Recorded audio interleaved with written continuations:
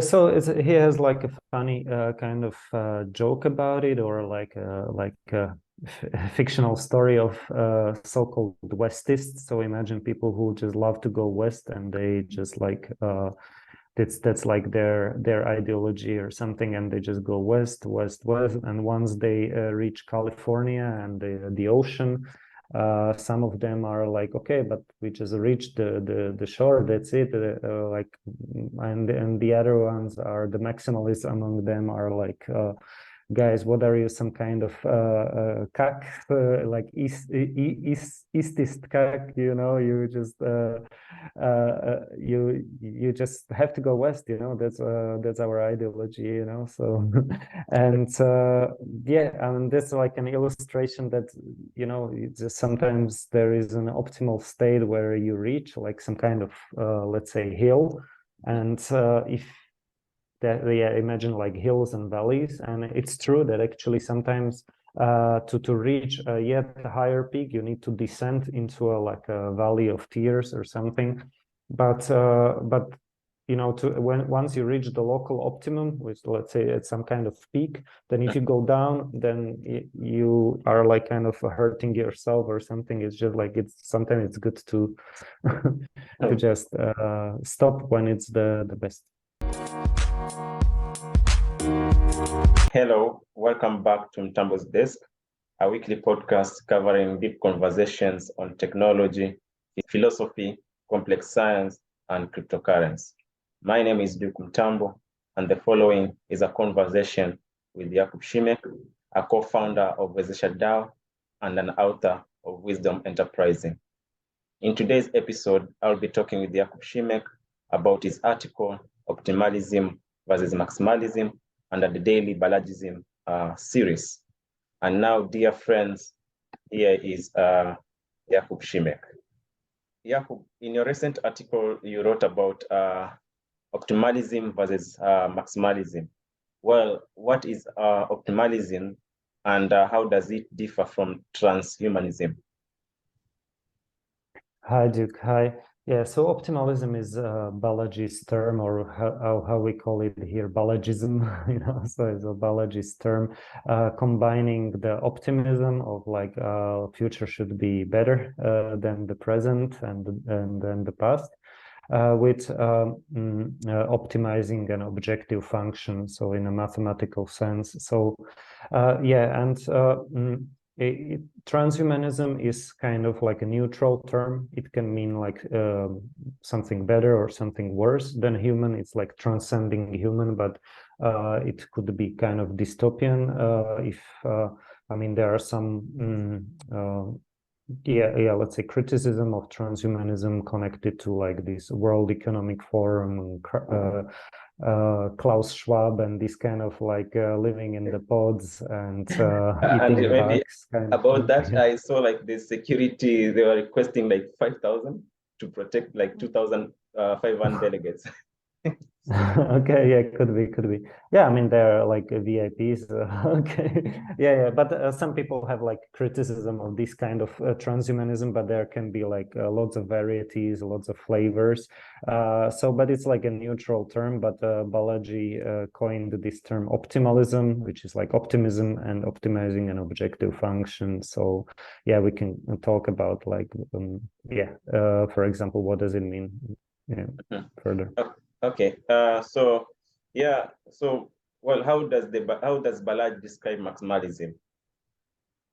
Yeah. Okay. Yeah. So he has like a funny kind of joke about it, or like a fictional story of so-called Westists. So imagine people who just love to go west, and they just like that's like their ideology or something, and they just go west. And once they reach California and the ocean, some of them are like, okay, but we just reached the shore, that's it. And the other ones are the maximalists among them are like, guys, what are you, some kind of kak, like Eastist kak, you know, you just you just have to go west, you know, that's our ideology, you know. So and yeah, I mean, that's like an illustration that, you know, just sometimes there is an optimal state where you reach like some kind of let's say hill, and if that, yeah, imagine like hills and valleys, and it's true that actually sometimes to reach a yet higher peak you need to descend into like a valley of tears or something, but you know, once you reach the local optimum, which let's say at some kind of peak, then if you go down, then you are like kind of hurting yourself or something. It's just like, it's sometimes it's good to to just stop when it's the best. Okay. So how does the theory of constraints relate to optimization and improving processes? Okay, yeah, so yeah, just imagine Tesla that can create or produce cheaper cars than Volkswagen, better, like faster cars than Porsche, and safer cars than Volvo, you know. So like these are like three dimensions, just an example, like faster, safer, cheaper. And Tesla can produce it like synergies, like synergistically, meaning like there is not a trade-off between, let's say, safety and price, or a trade-off between safety and fastness of the car. Like so I mean, many times there are these trade-offs, you know, but sometimes you can create, let's say, if you introduce new technology, you can introduce like some synergies, or what is called moving the Pareto frontier. So it's like you can get better on various dimensions. So there is this saying that sometimes it's easier to improve something 10x than 10%, and often it's like it requires a new paradigm or a new type of technology. Maybe just like imagine, yeah, okay. Electric vehicles. So they have like 100 times less parts than the internal combustion engine vehicle. So it's like not 100%, but like 100 times, you know, because I don't know, many of the parts are not necessary, and yeah, the electric motors are like more precise, more reliable. And so it's kind of like, that's just like maybe just like a side comment, or something that you don't need to optimize only like trade-offs, but you can also find synergies thanks to like better technology, you know. So it's like a win-win on many dimensions, it can be, you know. And so, but optimizing generally means for example, finding a bottleneck in some kind of system, and improving on that bottleneck or removing it. So if you have a coffee, sorry, not coffee, but cafe, you know, like a small cafe, and imagine that you want to increase revenue, so, and you decide to buy new chairs, you know, or I don't know, new furniture, but maybe this is not the best investment if you already have enough customers. Let's say they're like lining up and waiting to be served to get an ice cream or a coffee, but your bottleneck is actually a very slow cash register, you know. And so if you buy like new furniture, and if you buy new chairs or new paintings or something, it will not replace, or it will not like have any effect on that bottleneck, which in your case, in this example, is a slow cash register. So you can, like, for example, this is how you should prioritize or optimize your resources and your time to actually work on the most important issues. And yeah, and so to remove one bottleneck, and once you have, let's say, a faster cash register, then maybe actually immediately another bottleneck appears, and it might be something else that you need to work on. But it's like you can like rinse and repeat this process. And Balaji has something like concrete about it, like example that he came up with, and which is called Nakamoto coefficient. And it's basically a good illustration of that. So it's like he is measuring the decentralization of various systems or blockchains with it, and various subsystems of these blockchains. So, for example, if you have miners, you have holders, you have like 5 different kind of categories like these, like for example developers. And if you want blockchain to be as decentralized as possible or optimally decentralized or something, then you can actually measure each of these subsystems, like how decentralized it is. Like, let's say, how many entities you would need to compromise to get to a 51% of that subsystem. So it's like this 51% attack, but generalized to various domains.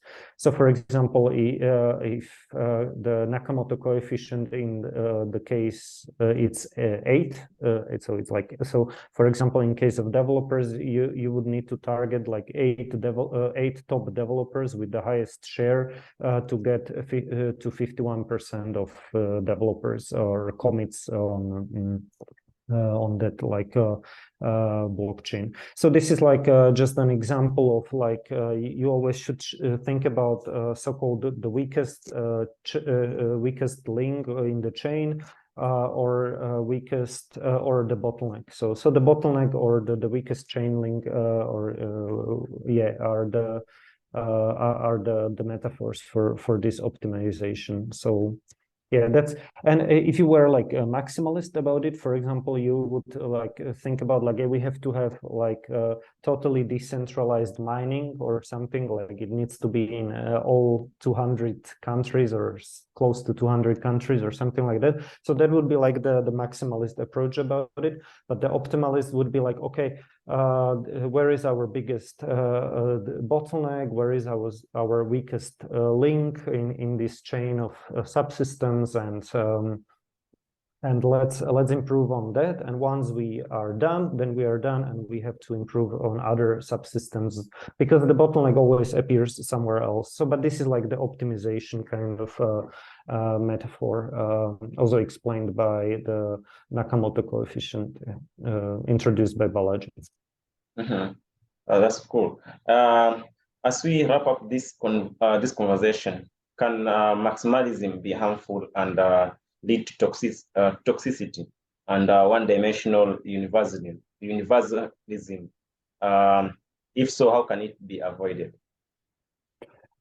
Yeah. I mean, that's like people have many identities, and this is something similar, like you have many identities to optimize, let's say a brother, a father, or a son of someone, a co-worker, an employee, like, I don't know, a citizen of a country, of a city, and so forth. So, and if you just like collapse all these identities into like one, let's say it's like your ideology or your religion, and it kind of becomes your ideology, but let's say, I don't know, it's just like veganism, or I don't know, weightlifting or something, or Bitcoin, it might be like detrimental to all the other identities and all the other relations and relationships that you kind of want to pursue. So often, like, okay, Balaji talks about how he is like a polytheist in a way that he recognizes that there are many other religions that can coexist together. He's also polystatist, meaning like there are many countries that can coexist together. You just don't need to be like a nationalist only about like one country about all. Of course, I mean, healthy tribalism, it's good. It's good to be proud of your country or something, but like it's just like you shouldn't be like hurting the other countries, or like depriving them of, I don't know, their right to to existence or something like that. So like polystatist, but he's also like a polynumist, meaning like he believes in many coins. And he says also that Satoshi Nakamoto also like in his writings or in their writings mentioned like, for example, name coins or something like for domains, you know. So like Satoshi Nakamoto was contemplating other coins for other uses, like for domain names or something like that. So it's okay. Bitcoin is like digital gold is #1, and we love we love Bitcoin or something. But like, I mean, definitely we love Bitcoin, but